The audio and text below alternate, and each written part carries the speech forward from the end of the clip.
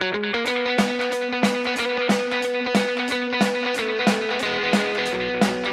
like Margate because it's... It was the first seaside town. Was it the first seaside town? Oh, yeah. Sunsets. I love the beach in winter when there are no people. The lady who did the unmade bed. Tracy Emin.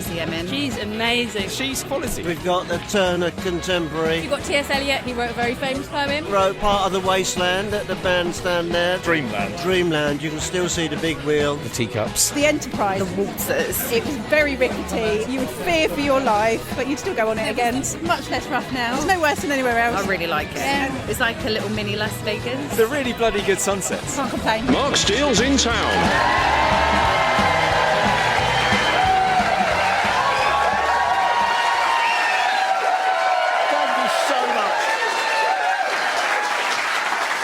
Thank you so much, and welcome to Mark Steele's in town, which this week comes from the Kentish Riviera, where you can barely see across the harbour as it's packed with luxury yachts. We're in Margate,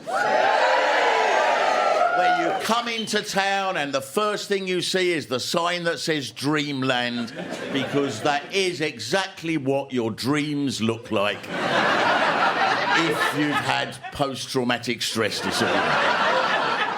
Dirty brickwork above a cinema that's been shut for many years next to a shopping centre that was burnt down in suspicious circumstances. Who doesn't have a dream like that? And it is true, you often see the elite of London sauntering across Marine Terrace in their Range Rovers because they've got lost looking for Whitstable. There are so many classic buildings here in Margate, and none more famous than Arlington House. Margate's Taj Mahal. The biggest building in Margate, visible from many miles away, a symbol of the town, because it's deceptive, Arlington House. From a long way off, it looks like an ugly, dirty, huge concrete block. But as you get nearer, you realise, it's even worse than I thought. And Margate is, of course, on the Kent coast, for anybody who doesn't know. It's where the Thames ends and the wind swirls off the North Sea, the most inviting of all the seas, giving you a unique climate that they don't have in Ramsgate or Broadstairs of all year round swirling, horrible drizzle. When I came round here to look round a little while ago, it was winter, and lots of people from Margate gave me lots of suggestions of places I should go to, galleries, museums, quirky cafes.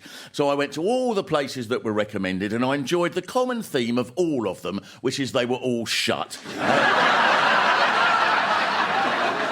Because the town motto in Margate is, we're shut on a Tuesday, it's a shame you're not here tomorrow. So you say, all right, then I'll come back tomorrow. And they go, yeah, we're shut on Wednesdays and all. Now, I understand this. Margate is a seaside town, which is why everything is shut from Mondays to Wednesdays between October and May. But, to be fair, in the summer season, it is, of course, very different, because then everything's shut from Monday to Wednesday between May and October. Where do you get things? And now some people are trying to make Margate posh. I'm not sure you're ready to become the Monaco of Thanet. You like the old Margate. The local newsletter, for example, defends Arlington House. It says, stop anyone in the street and ask them what do you think of Arlington House, and the reply would vary. They might say it's ugly, it's overwhelming, it's dirty, or it's full of drug addicts. So a whole range of opinions then.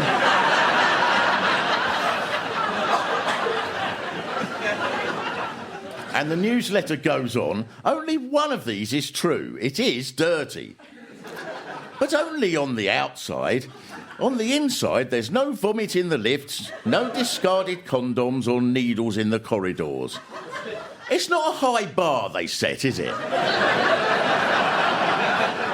And you've modernised the view in Margate as well in another way, with a long line of wind farms. And when they were built, assurances were given that they would fit in with the local environment, and they do, because they're turned off from Monday to Wednesday.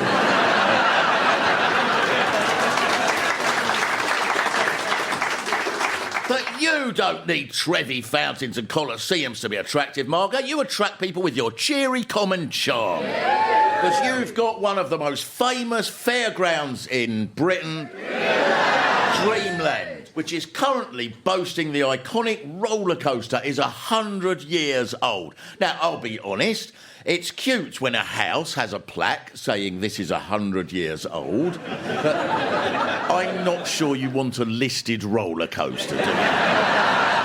When you're upside down travelling at 80 miles an hour round a corner, do you think, isn't it marvellous to think this was built just after the First World War?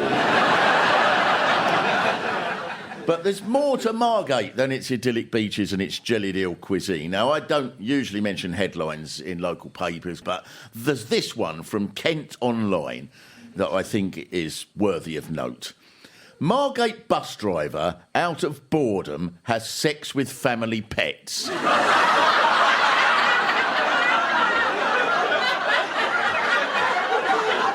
of boredom! If I was a detective, I guess that happened between Monday and Wednesday. But now you've become the focal point for a range of artists and writers and filmmakers. Tracy Emin grew up here, and she's back here now, and she's written a heartwarming memoir about her days in Margate. For example, this is from her book. I was a girl dancing provocatively in Margate in 1977 when the town's leading drug dealer grabbed me by the wrist. We checked into the Nayland Rock Hotel. He fell asleep half naked on the bed, so I called my mum to say I was on my way home, went through his pockets, took £16 and 20 Benson and Hedges. And I like to think that story sums up the spirit of Margate.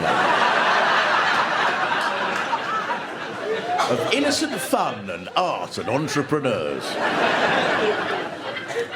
And there are so many well-known authors who have been here, been inspired by Margate. John Betjeman wrote a poem called Margate 1940 about why we were fighting the war. And he wrote, "What a pleasure to see the ground floor, with tables for two laid as tables for four, and bottles of sauces, Kia Ora and squash, awaiting their owners who'd gone up to wash." And I bet that inspired the Spitfire pilots. There's another verse which is less known. I think it flows better, that goes, "Shrieking round dreamland in terror and laughter, Tizer and chips on the beach moments after, nicking some fags off a bloke while he snored, molesting the guinea pig when he got bored." I prefer that one.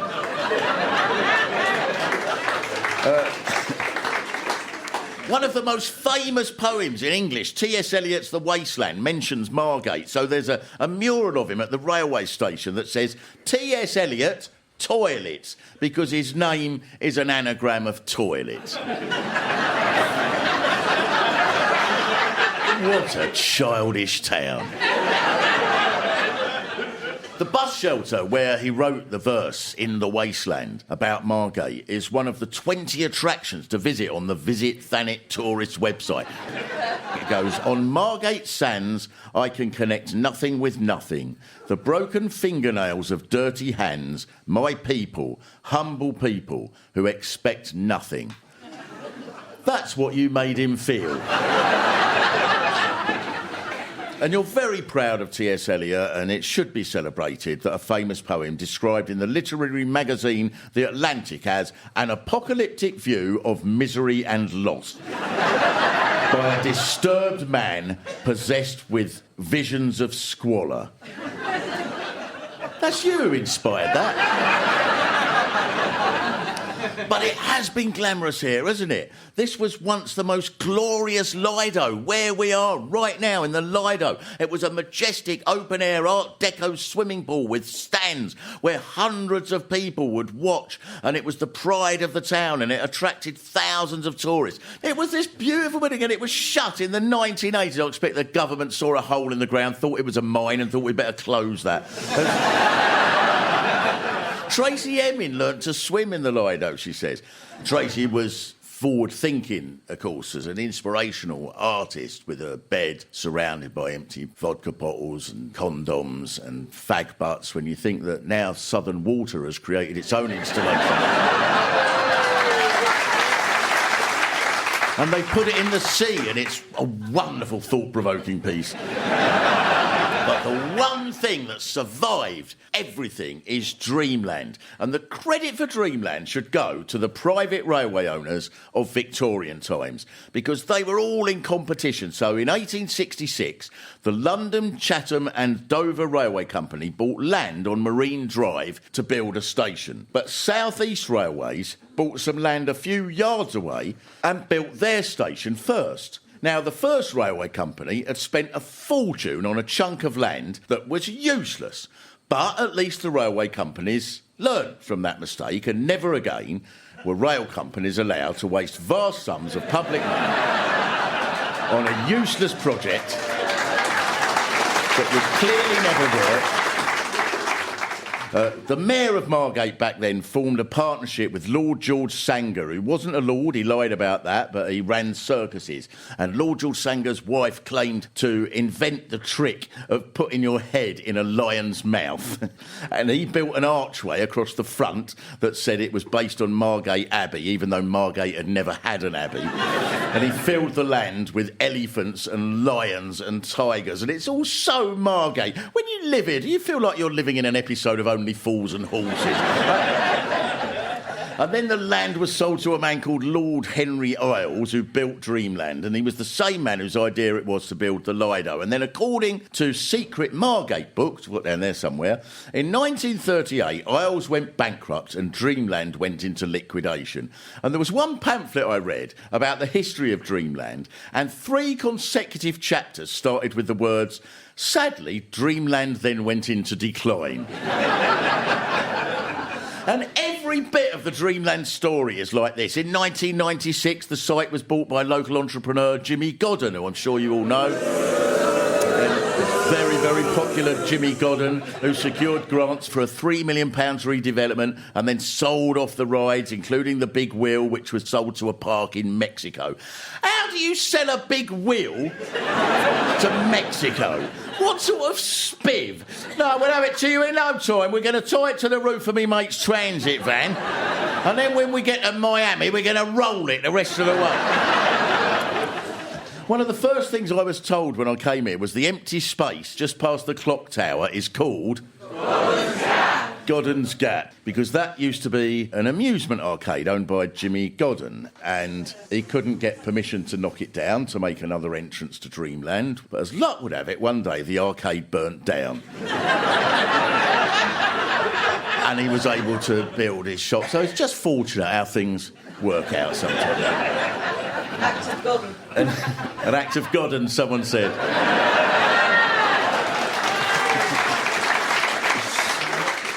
In 2003, he announced that sadly Dreamland had gone into decline, so he sold it, and I expect he sold the water slide to the Sahara Desert, and then the roller coaster stayed open. But the history of Dreamland tells us in 2008 it was damaged after an arson attack. Another one, it was extraordinary. I read an article by someone who lived here who wrote, I promise this, someone who lived here went, "No business ever just closes in Margate, it burns down." They put, even the aquarium in Cliftonville burnt down. How do you burn down an aquarium? It's literally water. How stupid are the insurance agents? I don't know how water that's burnt down must be flammable water.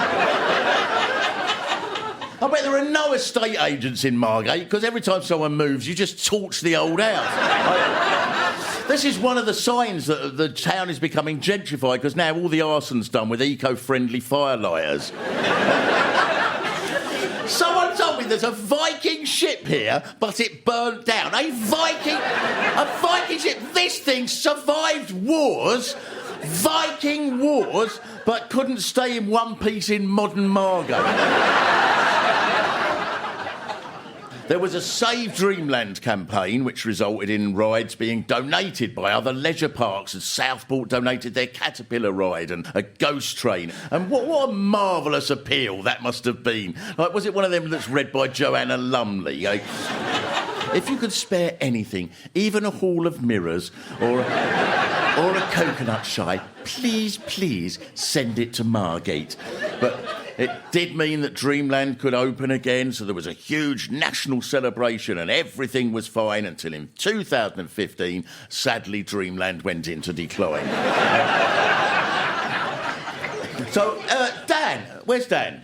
Hello, Dan. So Dan Thompson, who is a marvellous man, many of you may know, who's written books about Dreamland. It always bounces back again, even when it's, I'm sure even if it's totally levelled, it'll somehow come back again. It will. It'll always come back. And it has. Every time you think it's over for Dreamland, somehow it's back and it's fighting and it's changed and it's something new again. Might be an aquarium one day, you're short. Wayne Hemingway tried to bolster it, didn't he? He did. The Wayne Hemingway thing was he missed the point of Margate. He didn't get the spirit of Margate in what he did, and that version lasted a couple of years before they scrapped it. Before it went into sad decline. Sadly went into decline, yeah. Margate's always been an egalitarian place. It's always had that mixing of rich and poor people in one place, and he tried to make it posh and nice and clean, and it doesn't work as that. No, I've got a posh Dreamland. There's a couple of things I want to ask you about. First of all, so, Dan, you used to live in Arlington House. I did. I lived in there for about 8 years. Looks straight out onto Dreamland, isn't it? One side looks right over Dreamland, yeah. I went inside there, and once you're inside, the flats are amazing. It's stunning. They're really good flats. They were built as high-end luxury seaside holiday flats, so they were built to a really high spec. I wouldn't go that far. Did you get fed up of people being rude about it, or is that part of the joy of it? It's part of the joy of it, but it is a pity because it's a fantastic building, and it shows that there was a moment of optimism and hope and joy that Margate was going to have a future. That's what it was built for. Because it is a really beautiful building. It just needs a bit of love and a bit of affection. It needs a jet wash. It does. Yeah. Thank you very much to Dan. It's been so brilliant. It's one of those premier escape rooms as well, I noticed here, that have become very popular. Have any of you been to that? Yes. That's sort of, yeah, where you're locked in a room, and the one in Margate, it's one of the most challenging in Britain because it's quite easy to get out. The challenge is to get in between Monday and Wednesday. This is the only town where I've seen a sign that says that way for axe throwing. It's a little brown sign as well, the one that usually says beautiful forest or Roman wall. For a special day out here, rather than just go for a few pints, why don't we chuck some axes? And someone told me, oh no, they've got a bar there as well. Well, that's reassuring. I always like to think everyone around me has had a drink before they throw axes. It's not going to be easy to take Margate up market.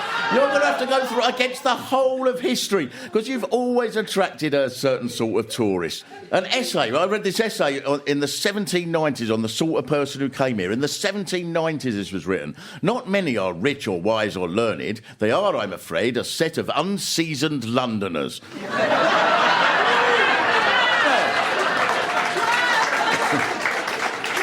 And they came by steamer because it was cheaper than a coach. And then another essay said, the real Cockneys are to be found in the lower part of the social scale. The first thing they do when landing from the steamer is to sit by a window and eat shrimps. The first reason that people came here was the sea bathing hospital that you can see on the road coming in. Because sea bathing had only been available to the wealthy before then, but then Margate sea bathing was for like the unseasoned Londoners. It made it accessible for them, for people who have shrimps. One of the people who came here was Karl Marx, and he thought the seawater would help his boils.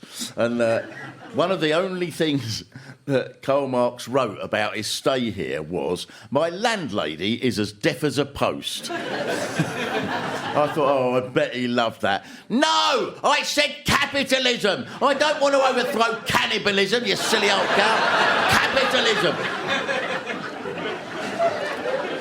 And then everyone came to Margate in the 1960s when it was a massive seaside town. Hattie Jakes, John Le Mesurier had a house here. Lots of the Carry On team used to come down here. They'd stay at the house. And you've got to imagine them just wandering along the front all day with Sid James going, oh, I wouldn't mind going up and down on her roller coasters.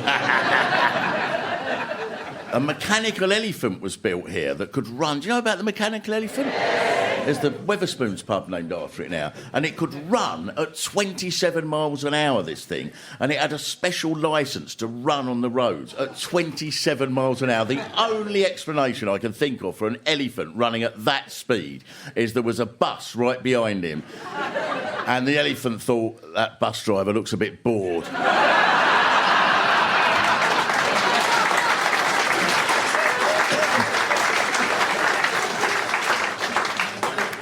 There's a beautiful, lovely, old, classy side to Margate. One of the landmarks that so many people said I had to go and see was the Walpole Hotel. And you all know that? Yeah. The hotel's website says from the moment you enter the Walpole Bay Hotel, you step back in time to the ambience of a bygone era. Exquisite. So when I come down here in November, I thought I'll save that to last as a little treat for the end of the day. Guess what happened, Margate? Not just shut. There was a piece of paper on the door that said, shut until March. I started to think there wasn't a hotel there. It was just sort of all in your imagination, and people went, oh, word do say that it do open up once every 1,000 years. But I have been corrected. Because I went in it yesterday, and there was a little bit of me that thought when I went onto the first floor I might see a small child cycling going, red run. And that someone might come up to me and say, you've always been the caretaker, sir.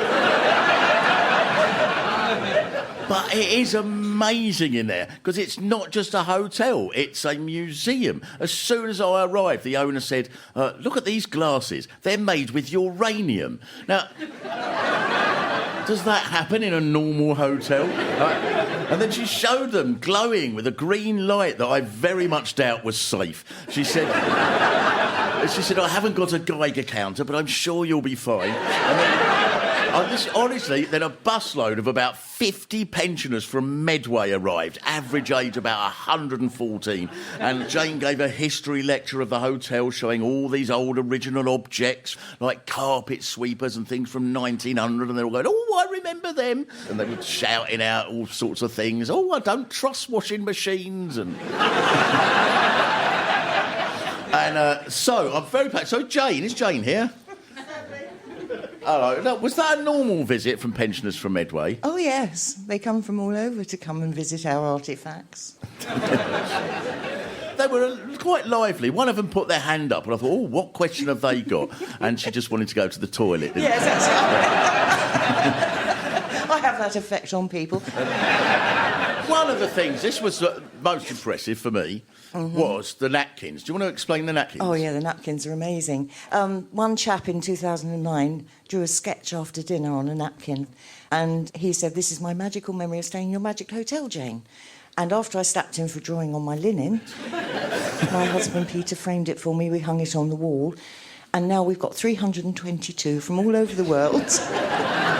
And they're all over the hotel, these napkins on the wall. Really they're are. Brilliant. Yeah. And the youngest contributor's 4 years old, and the oldest is 102.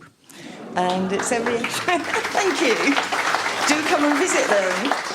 The one who's 102, in a few years, they'll be entitled to come on one of them coach trips. And tell us about room 302. You just want to get Tracy Emin into your talk again, don't you? Well, yeah, that's her room, isn't it? Well, she's done an awful lot for us. We hosted her parties for her for 10 years. And we were the location for her film, and we did her book signing. She had a film premiere of her film in our ballroom. And she actually said in GQ magazine some of the best sex she's ever had was in room 302 and not in the bed. Is that slightly higher price than the other rooms? It is now. Yeah. But I would like to point out to everybody here that we are open Monday to Wednesday.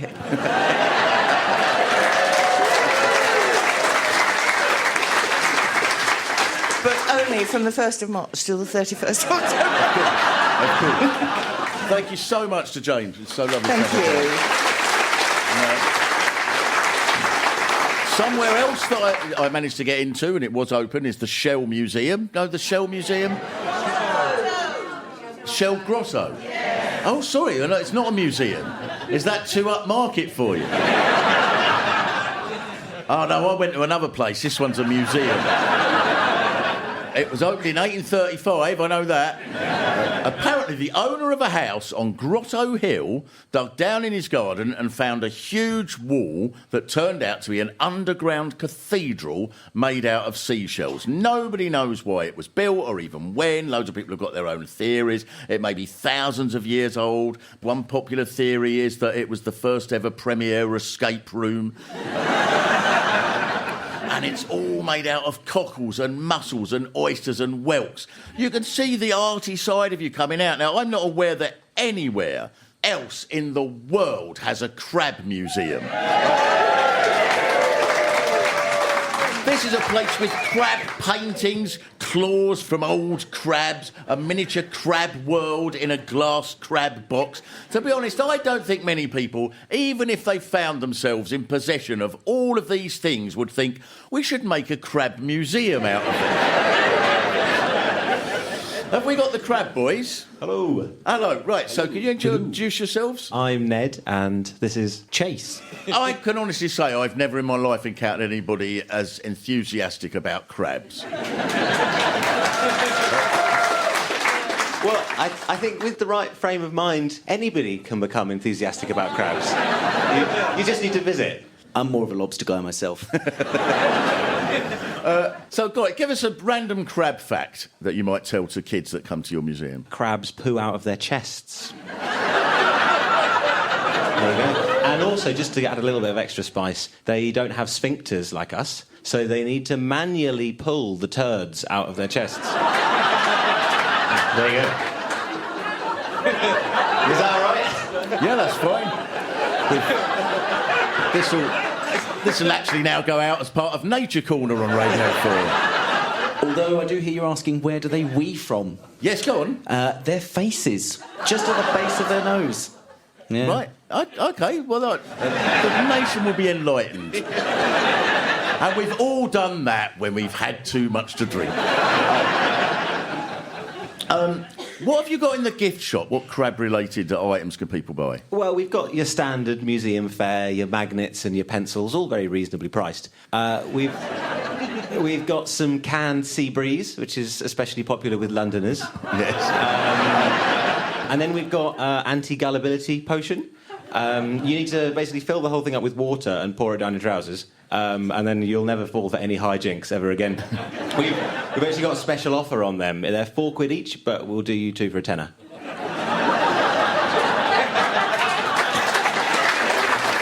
I forgot one important thing which I do have to ask. If anyone comes in wearing a bus driver uniform and they start to look bored, do you go, we're shut, hide the crabs?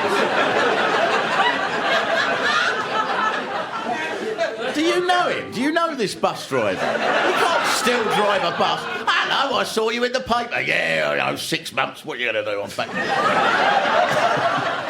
Stops me getting bored. Thank you so much. Brilliant. No, but obviously everybody goes to the Crab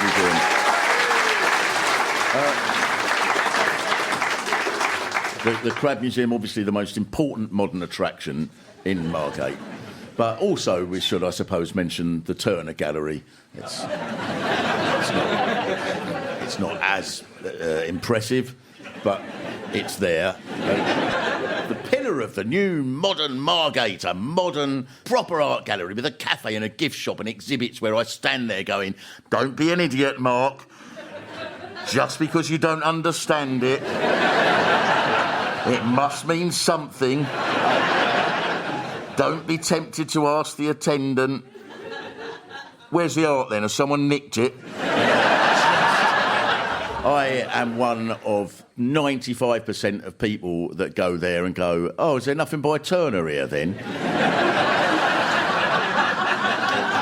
Are they all in the back like at Argos? And when they say no, that's just the name, I sort of think, well, isn't that a bit like, if you have, like, someone goes to see the Royal Philharmonic Orchestra and then there's just a bloke whistling in the corner. Do you all go to it? I went there, and in the massive room, there was a huge screen with a film of waves gently lapping onto the sands. And I did think, no, you do get a sense of the calming movements of the sea. And I was fighting very, very hard against the urge to go, or another way of getting a calming sense of the movements of the sea is to look out the bloody window!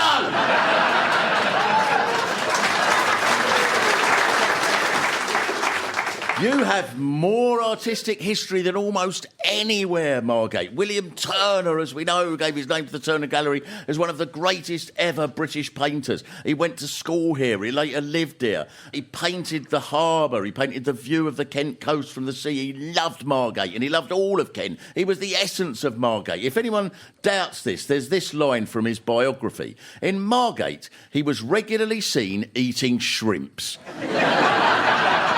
He belonged here. It makes sense because this was at a time when Constable was painting his lovely tranquil fields, but Turner's paintings were grimy and industrial and about reality of life and industry and steam and ships on violent waves. And he said, the skies above Thanet are the loveliest in all of Europe. And that's wonderful, isn't it? And it's handy because the sky's the only thing you can't shut from Monday to Wednesday. And it's also very Margate, isn't it, that, saying the skies are the best across the whole of Europe, because it is a little bit Brexity, that, isn't it? It's like, we've got the best skies in Europe. No one from Brussels is going to tell us what to do with our skies. And now Tracy Emin is your new Turner who was brought up here, and she writes so lovingly about her Margate childhood. For example, she left school at 15 and she lived in a... Right, I'll read this story out. She lived in a DSS bed and breakfast on the Athelston Road. At 17, she got a job in a sex shop for £1 an hour. And one day, the manager came in with a photographer who said he'd take pictures of her in her underwear for £6. And then he wanted more explicit pictures. So she refused, and she left the job. And that night, she wrote a letter to Margate Police Station saying she'd seen things at the shop that should be investigated. A year later, the Vice Squad came to her house where she was living with her mum, and they didn't know she'd written the letter, but they said that they'd had a tip-off about the shop that she'd worked in, and they'd looked through the records, seen that she'd worked there, and the policeman promised that they were going to nail the bloke who'd been running the shop. And so Tracy Emin asked the policeman, what should I do next? And then, this is Herb saying this, the officer put his hand on my shoulder and said, you seem intelligent. If I was you, I'd go down to this shop when it's dark and throw bricks through the window.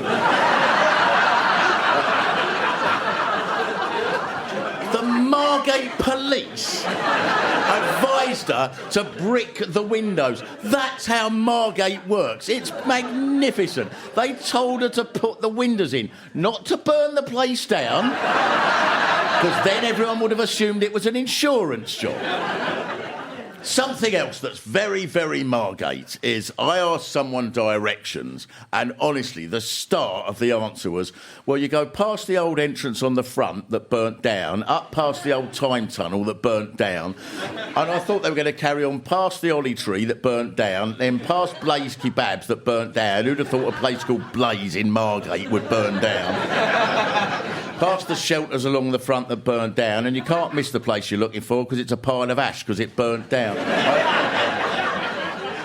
This must be a tradition that goes back to the 1700s when sailors could chart their positions on the sea by going, there'll be fires ashore, we'd be passing Margate. It does look, if you come down here, like Margate's coming out of its most difficult time now, don't we think, a bit? It's back in the sort of 70s. People stopped coming here as much because they went abroad for holidays, and that's when the Lido and lots of hotels shut. But about 15 years ago, it started picking up again, so much that lots of people from abroad started coming here. People came from Albania and Kosovo and Afghanistan. And, you know, some people here still complained even then. At one point, Cliftonville became known as Kosoville when the Kosovans came out. So Serbs and Kosovans were at war and terrified of each other, so they fled and managed to get across the whole of Europe, across the sea and come here. And from what I've read and heard, Thanet Council then put the Serbs and Kosovans back together in the same street right next to each other. That's genius, Margate, that is. Let's put you both together. That'll be nice for you. You'll get on because you're all from the same area. We've had some Viking refugees a while ago and put them right next to the Saxons, and they loved that because it was right next to the axe-throwing centre. In the Brexit referendum, 64% of people here voted to leave the European Union, and part of this, of course, was in response to the growing number of East Europeans in Kent, and that's worked out well, I think, because now the population of Kent has gone up to 24 million, of which 23 million are Romanian truck drivers stuck on the M2. 10 years ago, 1/3 of the shops here were closed. And now there's new shopping malls and dreamlands booming. It's been doing well since the boats started coming here. Start the boats, that's what you should be saying. I think it's not controversial to suggest some things probably need to change a little bit here. For example, Pete Doherty and Carl Barrett of the Libertines bought the Palm Court Hotel, which according to TripAdvisor was the worst hotel in the country. 57% of guests ranked it as horrible. But now it's called the Albion Rooms, and it's really popular, and it's been called gentrified. And there was one article I read that said, it's less a hotel and more a place you happen to sleep in while having the luckiest bender of your life. Sounds brilliant. And Pete Doherty is a wonderful blend of old and new Margate, artistic and creative, sometimes self-destructive, and he went to the Dalby Cafe, which you must all know, where they have a special breakfast of 4 eggs, 4 rashers of bacon, 4 sausages, a beef burger, hash browns, mushrooms, chips, onion rings, bubble, beans or tomatoes, and 2 slices of thick bread. And if you finish it in 20 minutes, you get it for free. And I thought the most impressive part of that menu is where it says beans or tomatoes. They must think, well, you can't have both. What are you, a pig? Only 6 people have ever managed this challenge, and one of them was Pete Doherty. And you're trying to go up market now, isn't it? It's all chic and happening now. There's a hotel called Beetroot. Do you know this place? No, good. It boasts, we are Margate's first completely vegan hotel. No animal products were used in the building of the hotel, as opposed to normal hotels where the light switches are made out of lamb. There's Ramsey and Williams, the ice cream bar and art gallery combined. In Margate! I thought, is there another Margate that's a suburb of Barcelona? Oh, I think I'll have a Renoir. Can you put a flake in it? There's Hakel's. It says, Hakel's, the abundant seaweed that floods the shores, goes into every one of Hakel's products. The hand-harvested skin-transforming properties are magical and good for the planet. In 1790, you conned a bunch of people into coming here and paying for crackpot remedies, and you're still doing it.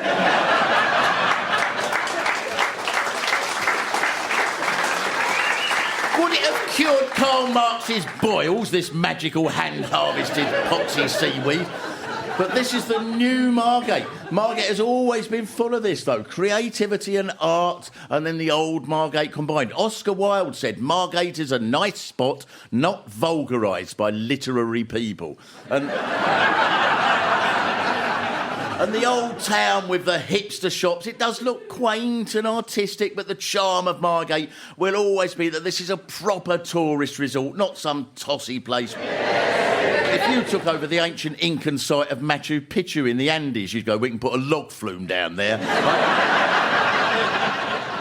This is a town of inspirational landladies that marry Turner or can't hear Marx or are Hattie Jakes or buy glasses made of uranium. And so I will leave you, Margate, with the diary of John William Turner, who loved it here so much that he wrote this little piece in his diary, and I thought it's very, very much sums up the spirit of Margate. Upon docking at the salubrious harbour, replete with fishermen amidst countless shrimps, I inquired as to the possibility of lodging at the renowned Walpole Hotel, which had opened the previous week. I was informed regretfully it was now closed until the spring of 2024. I retired to an inn for an evening meal of 4 ducklings, 4 rabbits, 4 geese and an ox, with beans or tomatoes, which cost 3 guineas or was free if you could consume the entirety within 20 minutes.